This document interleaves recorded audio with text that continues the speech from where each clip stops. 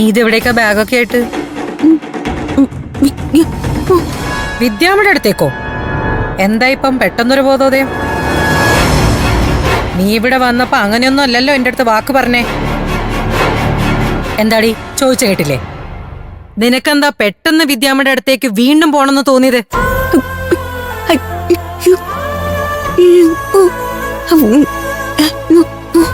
വല്ലവരുടെയും കൊച്ചുങ്ങളുടെ കാര്യം നോക്കാനാണോ നീ ഇപ്പൊ ഇവിടുന്ന് പൊറുതി നിർത്തി ഇറങ്ങുന്നത്?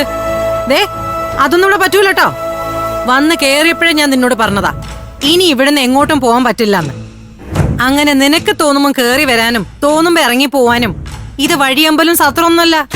മാനോ മര്യാദക്ക് ജീവിക്കുന്നവരെ ഇവിടെയുള്ള ഞങ്ങൾക്ക് കൂടെ പേരുദോഷം കേൾപ്പിക്കാനായിട്ട് 6 മാസം 4 മാസം എന്ന് പറഞ്ഞ പോലെ ഇവിടെയും അവിടെയും ആയിട്ടുള്ള പൊറുതി വേണ്ട. കേറി പൊടിയാത്ത്.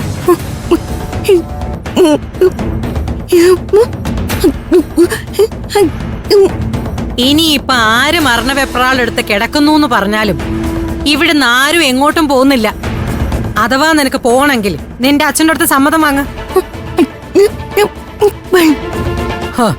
അങ്ങേര് പിന്നെ നീ കൊട്ടുന്ന താളത്തിനും തുള്ളുന്ന ആളാണല്ലോ. അതെ, ഈ വീട്ടില് ഞാൻ പറയുന്ന രീതിയിലെ കാര്യങ്ങൾ നടക്കൂ. ഇവിടുന്ന് ഇപ്പൊ ആരും എങ്ങോട്ടും പോകുന്നില്ല.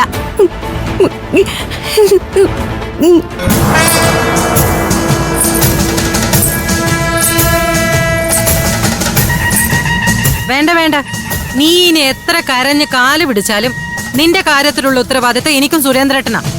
ഞാനോ സുരേന്ദ്രേട്ടനോ പറയാതെ നീ ഈ വീടിന്റെ പടി കിടക്കില്ല. ഇനി ഞങ്ങളെക്കാൾ ഉത്തരവാദിത്തമുള്ള ആരെങ്കിലും ഉണ്ടെങ്കിൽ വരട്ടെ, അവരെ ഏൽപ്പിച്ചു വിടാൻ നിന്നെ.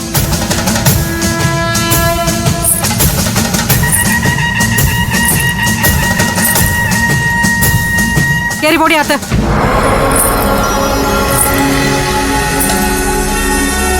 എന്താ ദേവുട്ടി പ്രശ്നം? എന്താ ഇന്ദുമതിയമ്മ പ്രശ്നം? തക്ക സമയത്ത് തന്നെ എത്തേണ്ടവരെത്തിയല്ലോ. അതെ, ഇവക്ക് തോന്നുന്ന പോലെ വന്നു കയറാനും ഇറങ്ങി പോവാനുള്ള സ്ഥലമല്ല ഇത്. കുറച്ചു ദിവസം മുമ്പേ ഇനി എങ്ങോട്ടും പോവില്ലെന്നും ഞാൻ പറയുന്നൊക്കെ അനുസരിച്ച് ഇവിടെ കഴിഞ്ഞോളാന്നും പറഞ്ഞ ഇവള് വീണ്ടും ഇതിനകത്തോട്ട് കയറി വന്നേ. ഇപ്പൊ ദേ ഇവക്ക് നിങ്ങളുടെ അടുത്തേക്ക് വീണ്ടും വരണമെന്ന്. അതാണോ പ്രശ്നം? അതിനെന്താ, ദേവുട്ടി എന്റെ കൂടെ പോന്നോട്ടെ. അവിടെ ആവുമ്പോ നിത്യവും ക്ഷേത്രത്തിലും പൂക്കടയിലും ഒക്കെ പോവാലോ. അതൊക്കെ ഇവിടെ നിന്ന് വേണമെങ്കിലും ആവാലോ. അതിന് നിങ്ങളുടെ അടുത്ത് തന്നെ ഒന്ന് താമസിക്കണമെന്നുണ്ടോ? ഇന്ദുമതിയമ്മേ, ദേവി കടാക്ഷമുള്ള പെൺകുട്ടിയാണ് ദേവുട്ടി. അവളുടെ ആഗ്രഹങ്ങൾക്ക് നിങ്ങൾ വിലങ്ങുതടിയാവരുത്. ഓ, എന്തോന്ന് ദേവി കടാക്ഷം. തോന്നിവാസമൊക്കെ കാണിച്ചിട്ട് എല്ലാം ദേവിയുടെ പേരിലാക്കിയാ മതിയല്ലോ. അങ്ങനെയൊന്നും പറയരുത്. ഇവളുടെ നിത്യപ്രാർത്ഥനയുടെ ഫലമാണ് ഈ വീടിന്റെ പോലും ഐശ്വര്യം. ഐശ്വര്യം? കടവും ബാധ്യതയും കാരണം കിടന്ന് ചക്രശ്വാസം വലിക്കുക, അതാണ് ഇവളുടെ ഐശ്വര്യം. അങ്ങനെയൊന്നും നിങ്ങൾ ഇവളെ അധിക്ഷേപിക്കരുത്.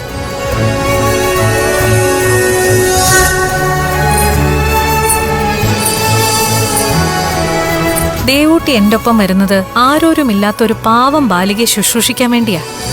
അത് മാത്രമല്ല, അവളുടെ ആഗ്രഹം പോലെ എല്ലാ ദിവസവും ദേവീ സന്നിധിയിൽ ദർശനം നടത്താനും കൂടി വേണ്ടിയാ. അതിന് നിങ്ങളായിട്ട് വിഘ്നം ഉണ്ടാക്കരുത്.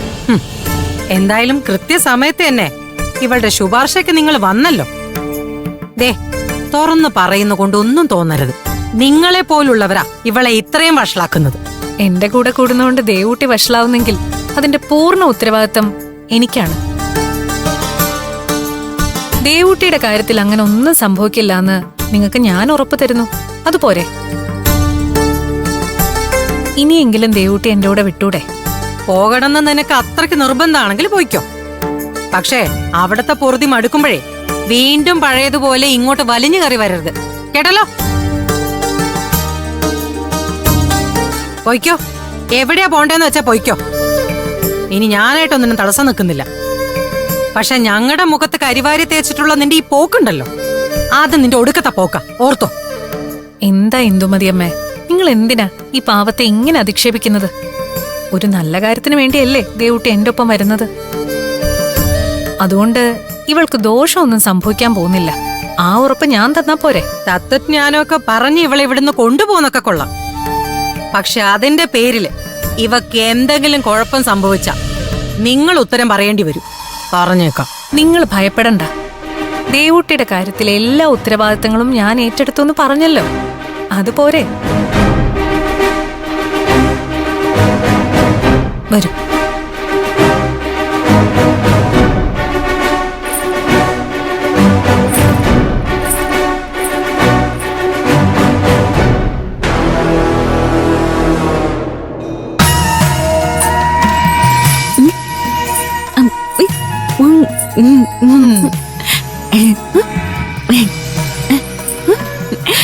നിന്നെ തനിച്ചു വിടില്ല എന്ന് മനസ്സിലാക്കിയതുകൊണ്ട് തന്നെയാ ആ സമയത്ത് ഞാൻ അവിടെ എത്തിയത്.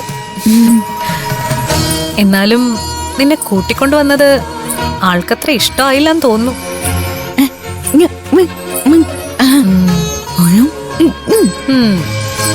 സ്വന്തം ജോലിഭാരം കുറയ്ക്കാൻ മറ്റുള്ളവരെ കൊണ്ട് അമിതമായി ജോലി ചെയ്യിപ്പിക്കുന്നത് അത്ര നല്ലതല്ല.